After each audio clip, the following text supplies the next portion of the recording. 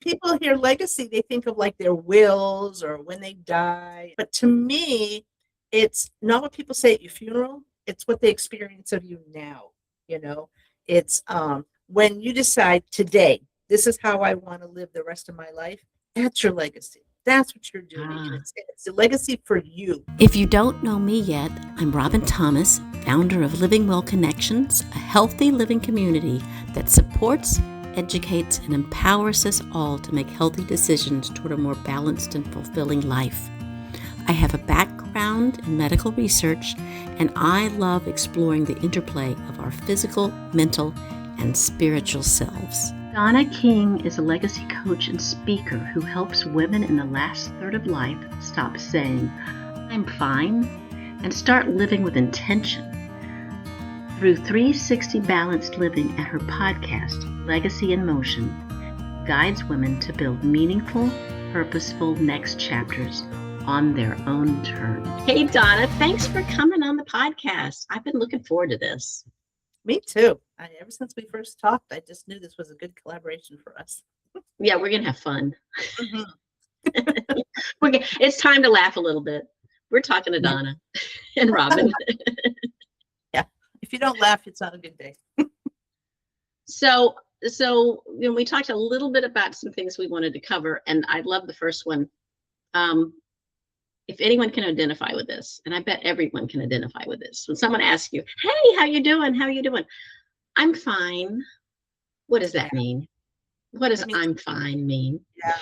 And to be clear, I don't mean the grocery store passing, "Hey, how you doing?" "Oh, good." Yeah. "Good to meet you." Not that. I mean, you're sitting down for coffee, you're sitting, going for a walk, something, and someone says to you, "I'm fine." And you just know they're not fine. I mean, it's just everything about them screams, "I'm not fine. I can't save myself. Please help me." Well, it's that tone of voice too. Yeah. It's like, well, I'm here. Yeah. And it's a socially acceptable way to push off the onus on yourself to do anything about it. Honestly, nobody really wants to hear "so we think," "so we're told," but our friends and family really do want to know what's going on. Yeah. And the reason is, I think, is that, like I said, it's socially acceptable for women just to say, "I'm fine," and let it go. And most women aren't lying. That's not what's happening. They're not lying to themselves. They're not lying to you. It's an automatic answer that we all come up with because socially conditioned to say, "I'm fine." It's easier for us. It's easier for the person listening because we don't know whether, even though I've invited you for coffee, they may want to talk about themselves. Well, that's right. Right? So we don't know. So it's just easier, And of course, somewhere along the line, we've just stopped checking in with ourselves. That's probably the biggest thing. We just don't go and sit and say, how am I doing here? What's going on? So that's kind of where all that came from for me, is just, I say it. I used to say it a lot more. I mean, now I try to catch myself and only use the grocery store "I'm fine," but there's a time and a place for it, I think. But, with your friends and family, especially when they ask you, "How are you doing?" they want to know, and it's time for you to figure it out for yourself, because honestly, it doesn't matter whether they know or not. It's, do you know? Do I know how I feel, really? Do I really know what's going on in my life? And that's the important part, because one of the processes I go through with all women is we use the wheel, the wheel of life, or wheel, health, wellness wheel. I call it balanced living wheel. Yeah. Yeah. And it has 8 spokes on it, right? And if you think about it like a truck, right? Some of those trucks, the big trucks, have 8 wheels on them.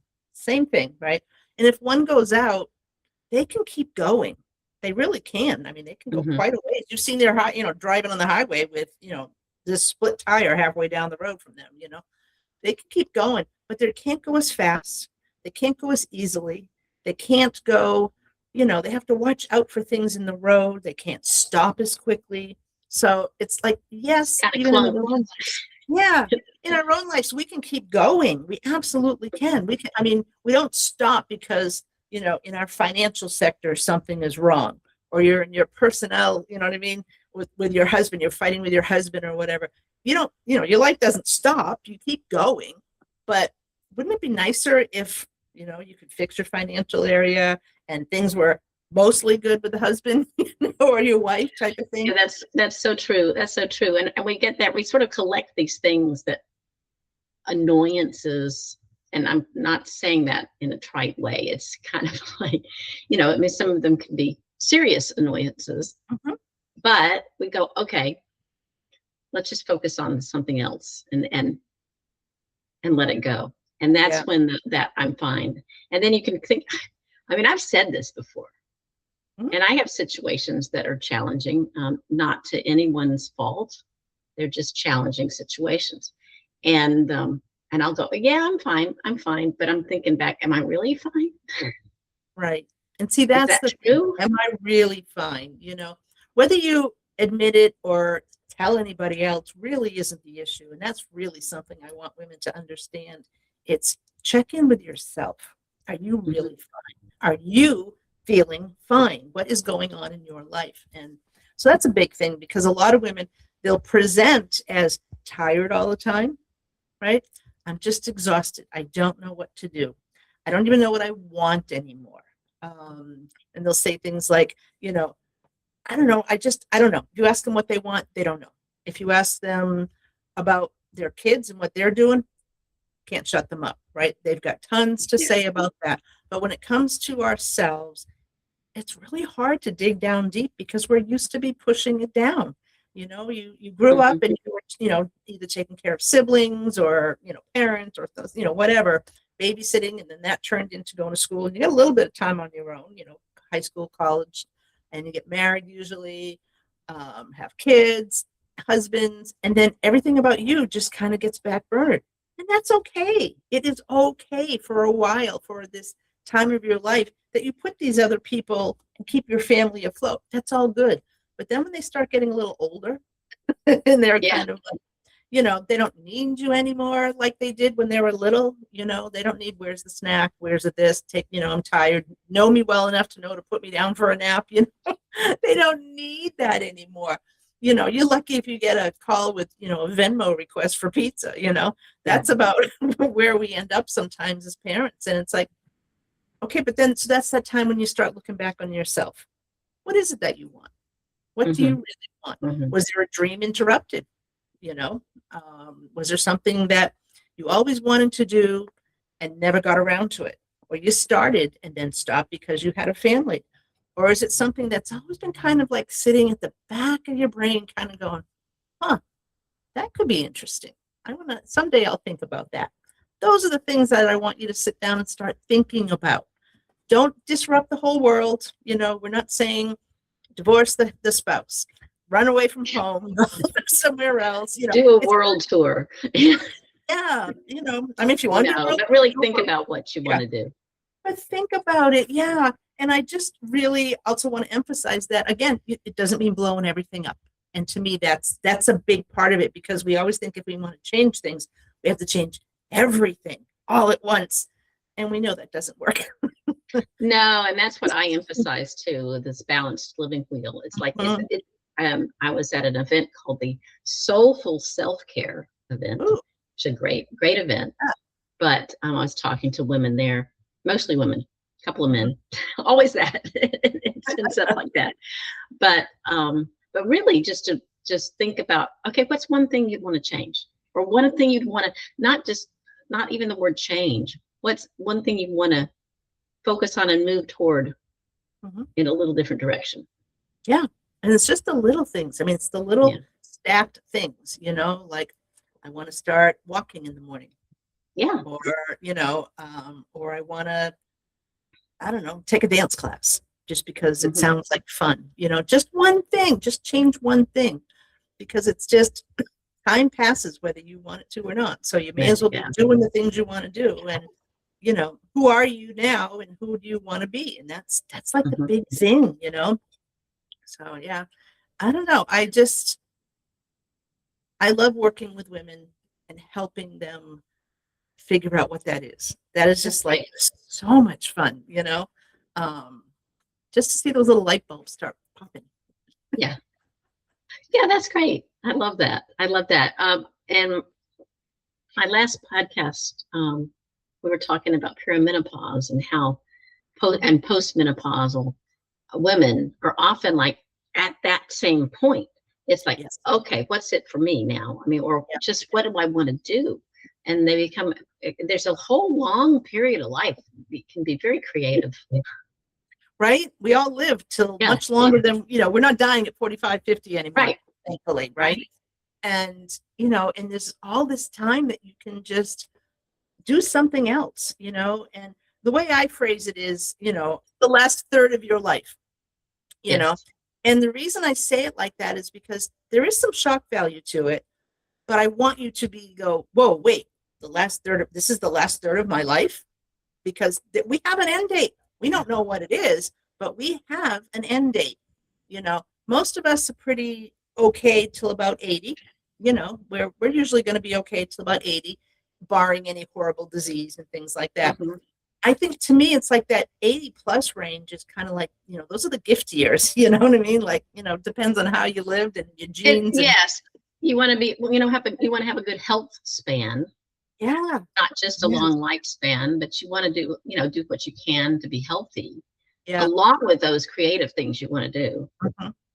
And another place, community. I mean, it's like, when you're younger, you have all your own school things that you've got things going on and clubs and stuff. And then you get into marriage and kids. And then, you become friends with your kids' your kids' friends' parents. It's like, I don't even remember how to make friends anymore. That's the whole life. It's just like following through. Life.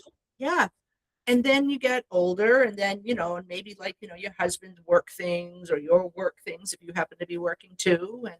And, and then the kids are grown again. Here we're back to it again. Now what, and community, I know they've done major studies now that community for people is the number one factor to keep people having a healthy, livelier life at the end. Yeah. I mean, it's just, and community is so important. It doesn't matter if it's in your church, if you find a group of things that you like to do. I mean, like if you like to dance, go find a dance class. Go find those women that like to dance, or get your husband and wife involved and go out and do couples dancing. And, whatever it is that you like to do, go do that. Go do it. It's like sing. I love to sing. Right. In a choir. I don't want to go to a solo, but right. Yeah. But I love singing in choirs. Yeah. That is, it's amazing how much that is community. When you're singing different parts of the same thing. Yeah. It's lovely. It's, you're all doing something you love. Yeah. Right. So everybody's mood is in a nicer place. You're not all grocery shopping, fighting over the same, carrot stick or whatever. You're doing things that you love to do, and so I really encourage all people, men and women, for that to just go find something you like to do and find people to do it with. Hiking, biking, singing, dancing, art.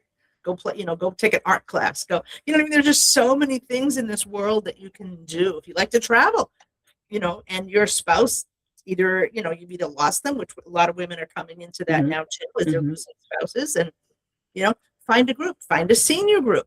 I mean, a lot of these senior communities have things that you can jump into, even if you don't live there. You can, like, they're taking a trip to Niagara Falls. Go be with people. Absolutely. Absolutely. So many different community activities around here, at least around here. There's a lot. We're a university town, and that lends itself to lots of different community interest groups. Yeah. It sometimes can be harder when you're out, in the boonies somewhere. But you know what? We have this thing called Zoom, or, Google Meetup, or things like that. And, I do my community once a month. I created a community called Legacy Lounge, and it's just for women. And we meet once a month, and you just come in for an hour, and we laugh, we play games, we have fun. We, sometimes we'll have a specialty drink. Sometimes we'll do theme. Like one time we did Mardi Gras, so people came in with, masks. I mean, it's about fun, and it's about community, and it's about women meeting other women, and they're all across the world. I mean, I've got them all the way from South Africa to New Zealand. So I mean, that's wonderful. People come and they come and go each time, but My big thing is community. I mean, I happen to be a community person. I love to create communities, and I will put groups together and sometimes walk away because it's like, okay, well, that one, they don't need me anymore. But that's that good group going over there. You like developing the community. That's right. wonderful. I do. That's yeah, wonderful. That's a fun thing that I love to do. I love to find people that like other things that, find other people that like the same types of things, and, so put those together. Yeah. I don't know. It's just a fun little thing that I do. I've even set people up and they got married. So there you go. All right. Matchmaker is not my thing I want to do for life, but but it's good to know you got one of the books.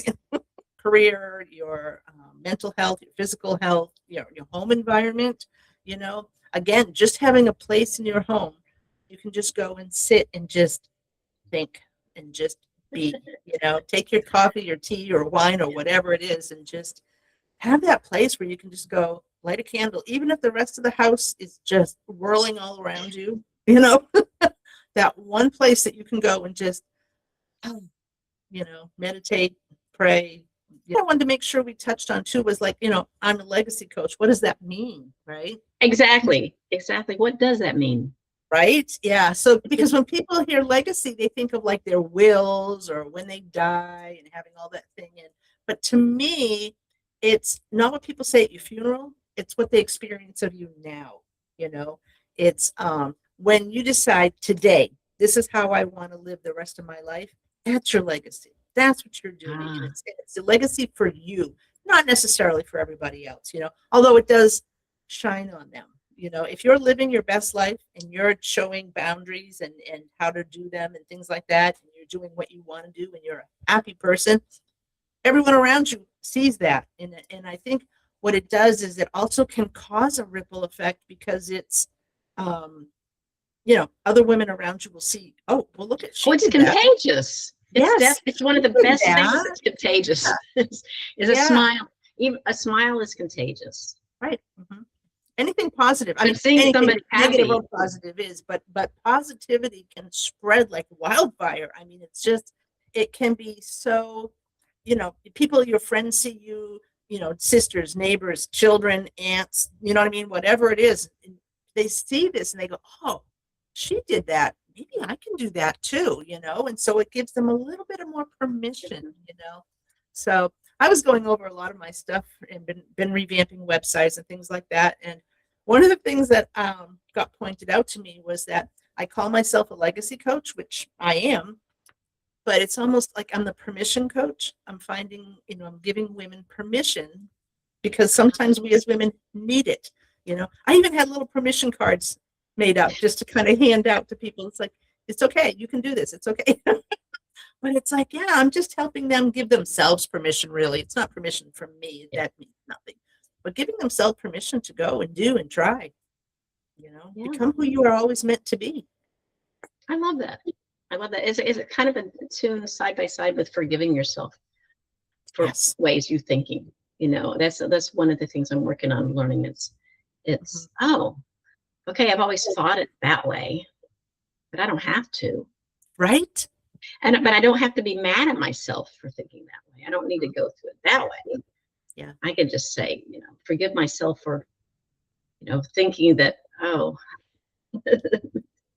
I must do this, or no matter, doesn't these things, or that, what, I hear this a lot. People saying and women saying, this always happens to me. Yes. Yep. No, it doesn't. You see it that way, it's our perspective, it's like what they say about an accident. You can, if there's 30 people looking at the same accident, you get 30 different views. You know what I mean? They are never identical because we're all putting our own personal spin on things, Yeah, we call those the invisible contracts we keep with ourselves. And a lot of them, we don't even know we have them until they hit us in the face and we're going, wait, where did that come from? Yeah. Why did I think only, men can mow the yard?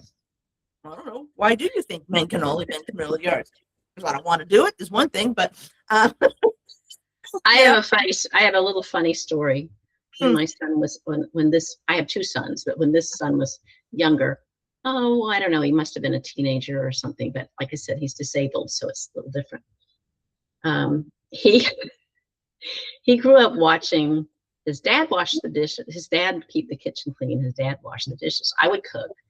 And then I love yard work. So I was doing all kinds of yard work, except for mowing. So funny, I let them mow. But I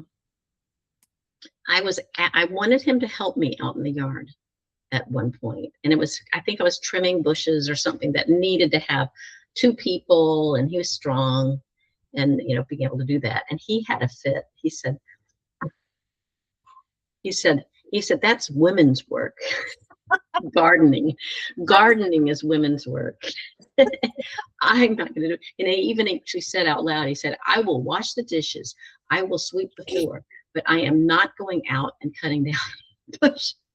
Now he's grown out of that. He actually does an awful lot in the garden now, and he loves doing it now. Yeah. But he did that. Those words came out of his mouth, that gardening was woman's work. But he's happy to keep the kitchen clean. Well, there you go. Right.